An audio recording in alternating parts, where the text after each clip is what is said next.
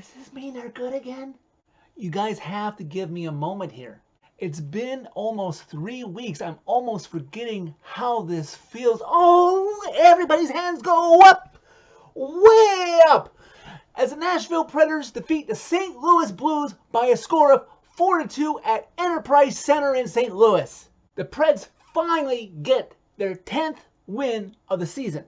6-game losing streak over. It's one game, sure, but I'm going to enjoy this after the hell this team has put all of us in Preds Nation through these last few weeks.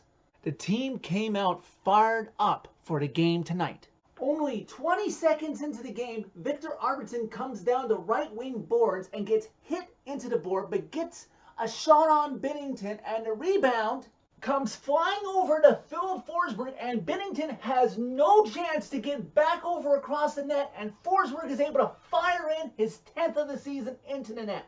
And it's 1-0 Preds. The Preds don't quit, as 3:40 into the first, Matthias Ekholm takes a shot from the right face-off circle from Binnington, and bingo bango bongo, it goes in off of Falk, and it's 2-0 Preds. And I was like, yes! Yes, Preds, let's do this. Keep this rolling. While the Preds were on a power play as a result of a David Perron slash, Victor Arvidsson is standing in front of the net, doing his job, looking for a rebound, when Robert Bertuzzo, unbeknownst to Victor, comes from behind him and shoves him into the crossbar, and Arvidsson goes falling into the net.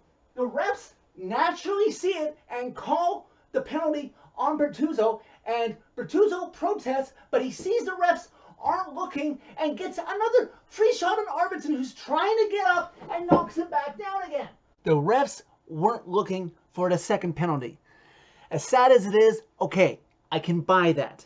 But NHL Department of Player Safety, you have no excuse. Suspend Robert Bertuzzo.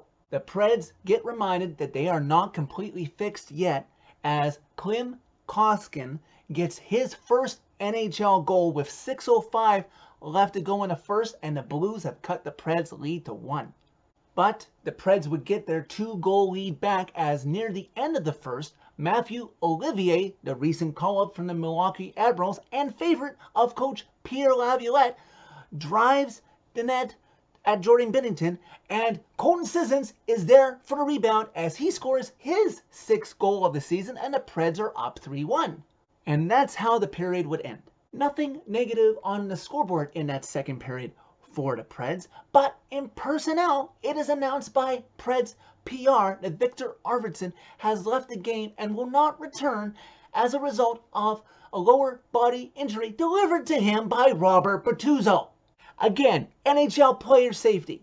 Get on this. As a result, number 95, Matt Duchene, will be double shifted for the rest of the game to cover the empty roster spot. Still a 2-goal Preds lead as we head into the third period. The Preds had some great odd man rushes to finally put this game away when the Blues were pinching, but Jordan Binnington was doing a great job keeping the Blues in the game and kept the Preds lead at 2 goals. Later in the third, still a 2-goal game, Austin Watson gets called for tripping when he really shouldn't have, because as it appeared to me, he was getting more of the puck than the player, but alas, he goes to the penalty box. Then, for some inane reason, as Austin Watson is showing himself to the box, not bothering anybody, Colton Parayko comes from behind him and follows him to the box and trash talks him. And the refs do nothing. At the same time, Jordan Binnington comes to center ice to trash talk some other Preds, and the refs do nothing. Like, what gives, guys? The Blues would score on the uncalled for man advantage as Pietrangelo narrows the lead for the Preds to 3-2 over the Blues with just over 3 and change left to go in the game. But the Preds would have the last laugh as Calle Jarnkrok scores into the empty net. Final score, Preds 4, Blues 2. So to summarize, yes, it is just one game. They are not out of the woods yet, as they are currently tied for 5th in the Central with Chicago. But on the bright side, they have more ROWs, regulation and overtime wins, than Chicago does, and they have 1 game in hand.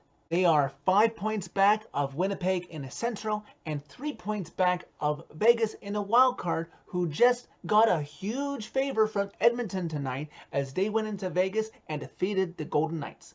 So there's plenty of work to do to dig themselves out of this hole that they dug themselves during this slump. But I still believe in them if you believe in them. They did allow a power play goal to the Blues tonight, but it was late in the game with the goalie pulled, so it wasn't as bad, and I was much more impressed with the 2 penalties they killed during the game. Much more impressed than obviously Thursday's penalty kill performance against Vancouver. So Preds, keep up the hard work there.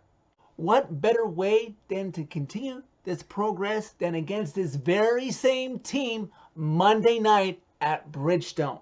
It was the Preds who did the harder thing in this home and home by winning the front half of it on the road.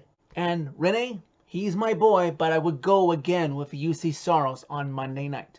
After his shaky start to the season, UC is 2-2-1 with a 1.77 goals against average and a .937 save percentage in those 5 starts and relief appearances of Pekka. That courtesy of Adam Vingan of The Athletic. Lastly, for those who need a reminder, and who would blame you after almost 3 weeks of losses, the Preds are now just 4 wins away from 800 for a franchise. So that's it for this video. Thank you very much for watching as always. Hit like if you like this video. Hit subscribe if you really like seeing me happy as much as sad or angry after a Preds victory. You can follow me on Twitter. I'm at Canuck for Liberty. Man, it feels good to be looking at things from this side of the camera again. And lastly, NHL Department of Player Safety, wake up.